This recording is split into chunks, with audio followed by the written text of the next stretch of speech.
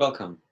My name is Marcus Fleury, and I'm a professor of soil physics and Vadose hydrology at Washington State University. I'm also the editor of Vadose Journal. Vadose Journal is a fully open access journal published by the Soil Science Society of America in collaboration with Wiley Publishers. Vadose Journal is a unique publication outlet for disciplinary and interdisciplinary research of the Vadose Zone, the region between the soil surface and groundwater. Vadose Journal publishes both fundamental and applied research. We publish reviews, original research, technical notes, and data papers across a wide range of disciplines. A unique paper category are update papers, which are short, concise reviews of an emerging field in Vadose research. We also publish special sections, which are collections of papers originating from symposia, conferences, or workshops. Vadose Journal has an excellent editorial board consisting of the editor, 2 co-editors, and several associate editors with expertise in various disciplines of Vadose processes. We have a dedicated managing staff at the Soil Science Society of America headquarters in Madison, Wisconsin.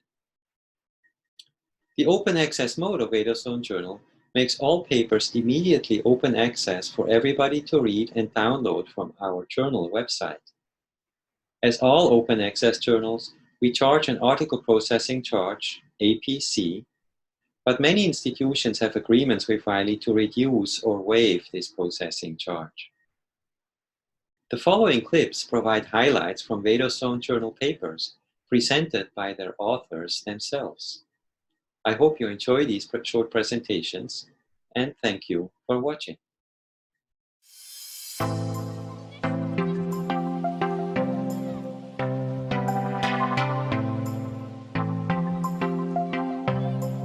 Hi, I am Cosimo from Forschungszentrum Jülich in Germany. It is my pleasure to introduce you to my research on which I was working on together with my colleagues from the Agrosphere Institute, the University of Cologne, and the Swedish Institute of Agricultural Sciences. As a matter of fact, the rapidly growing world population combined with recent climatic changes pose severe food security challenges. A key to meet these challenges is a more sustainable and more productive agriculture, which can be achieved by preventing yield reduction and crop failure. A reduction in crop performance can be attributed to a number of factors, but a key one is water shortage, especially in non-irrigated regions. It is therefore essential to produce more food per unit of water. Unfortunately, our ability to simulate and thus predict the effects of water scarcity is still limited. Water stress in crop is indeed caused by precipitation patterns, but also by other factors, such as soil water content dynamics, which are in turn affected by spatially distributed soil characteristics. The simulation of those processes at the large scale is what we explore in our study. To achieve this, we focused on simulating the growth of 6 crops in 2016. This was done over an area of 1 square kilometer, where water stress and soil characteristics generally affect crop performance. Quantitative soil information was provided by a recently developed geophysics-based soil map, which divides the study area in 18 soil units. This information was used to calculate soil hydraulic parameters using a pedotransfer function. Then, using these parameters, 80 simulations of the one-dimensional Agro-C model were prepared, each simulation representing a unique combination of soil and crop type. With these simulations, we investigated the soil water content dynamics and their effect on simulated crop growth. In all 80 simulations, water scarcity and crop stress were strongly related to soil characteristics as well as crop type. Higher stress occurred in coarser soils with reduced access to the groundwater. This stress affected the simulated growth of each crop by reducing their leaf area index and yield. The simulated leaf area index of all 80 combinations well matched independent satellite data. In fact, both the general crop development and the within field patterns in crop performance were nicely reproduced. Finally, maps of the simulated agricultural yield of 4 crops were produced, Again, simulated values well matched actual harvest data or literature values. As a result, we concluded that the combination of quantitative geophysics-based soil maps with crop growth models allows precise and reliable crop simulations. This combination is particularly effective in the presence of water stress caused by soil characteristics. As a consequence, this methodology could provide a valuable support for decision-making and agricultural management. For example, specific crop types or varieties could be selected depending on soil characteristics. Also, it will be possible to investigate long-term strategies such as the best crop rotation. And finally, this methodology could make use of forecast precipitation to prescribe irrigation timing and quantity. We believe that each of these improvements can bring us one step closer to a more productive and sustainable agriculture. Well, I hope you will dig into our paper and enjoy it. To get the best out of your reading experience, I suggest you to combine this manuscript with a glass of nice Chianti from 2010 or 13. Its deep and complex flavor goes perfectly with our research topic. And remember, read responsibly. And if you read too much, ask your colleagues to drive your car. Thank you for watching this video, and don't hesitate to contact me if you have any question.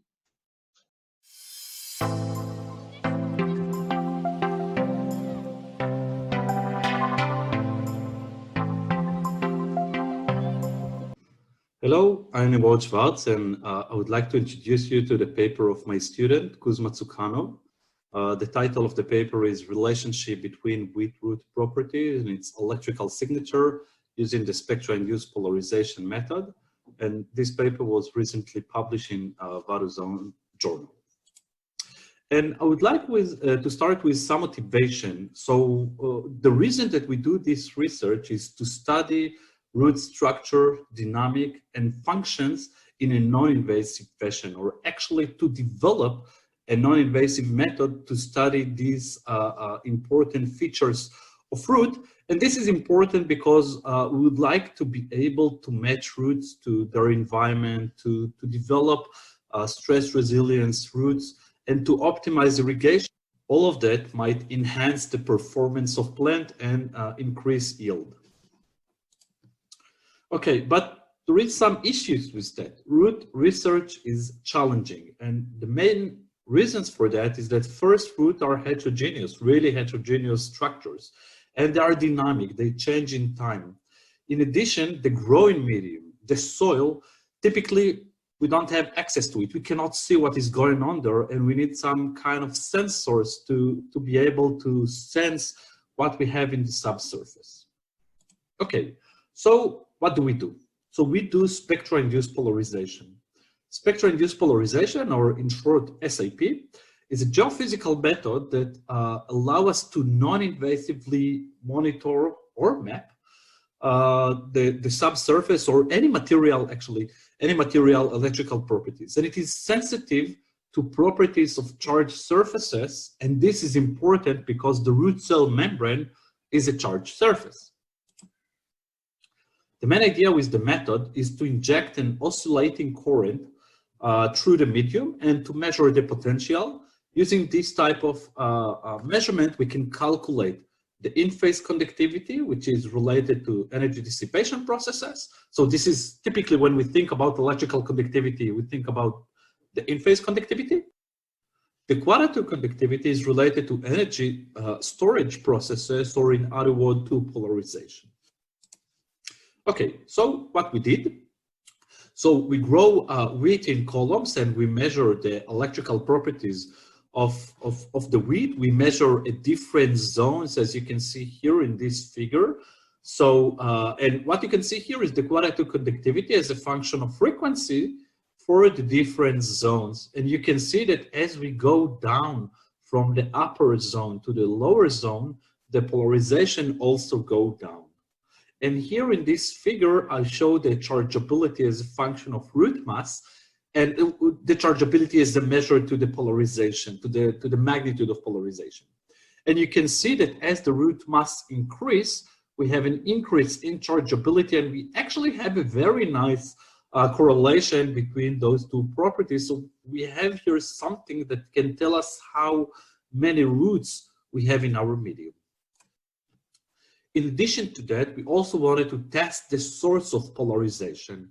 And for that end, we add cyanide to our system. And we did that because we know that cyanide reduced the cell membrane potential. And what you can see here is, again, the chargeability, so the measure for polarization as a function of time. And you can see that chargeability go down with time after the addition of cyanide. So we have a decrease in membrane potential, and as a result, we have a decrease in polarization. So we really can see that the membrane potential is the source of polarization for root. In addition, I show here the relaxation time as a function of time, and the relaxation time is related to the length scale of polarization. And we can see that with time, the relaxation time increase, suggesting that the length scale increase, and our interpretation is that root hairs, which those are small structures, they are affected first by cyanide, so we have an increase in the effective size that get polarized. Also, the results of our research suggest that polarization, that the relevant polarization length scale is the root diameter and not the root cell. And for this and for more detail, I invite you to go and to read the paper. So thank you very much and have a great day.